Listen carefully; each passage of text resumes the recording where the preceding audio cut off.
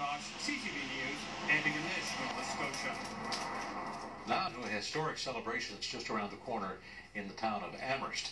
The town's preparing for its first ever Pride Parade. After 9 years of sporadic flag-raising ceremonies, the community is taking a new approach to inclusiveness. CTV's Cami Kepke tonight with the story from Amherst. It means the world to me. The times have changed since Corey Hunter was attending high school in Amherst, Nova Scotia 10 years ago. When I first came out, I was quite young, and I was very embarrassed by it, mostly because there was no visibility, there was no real support groups, and I didn't really feel like it was something to celebrate until much later when these things started to develop. She's excited and honored to be named the Grand Marshal of the town's first Pride Parade, which has grown from a simple flag-raising ceremony nearly a decade ago. It really isn't about size, it's about heart, and you don't have to be very big to have a big heart. Those early ceremonies were simple but meaningful.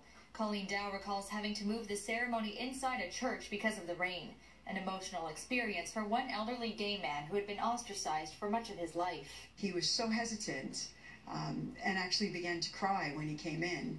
And he said, this is just so new for me to be allowed to come into a church and celebrate who I am. Organizers say it's a big step in tackling social, health, and government barriers members of the rainbow community face. We really see that there's some barriers, and when we don't have representation and we're not celebrating that diversity, it really does hinder people's safety. They don't really feel safe coming out and sharing who they truly are. Amherst Pride Week will kick off with its usual flag raising on May 24th, with the much anticipated parade taking place at Victoria Square on June 3rd. While it's pretty gray out in Amherst today, this square will be hit with a blast of color in just over 3 weeks, as organizers prepare to mark a new chapter in the town's history.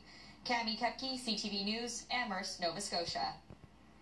It was an attack at work that captured a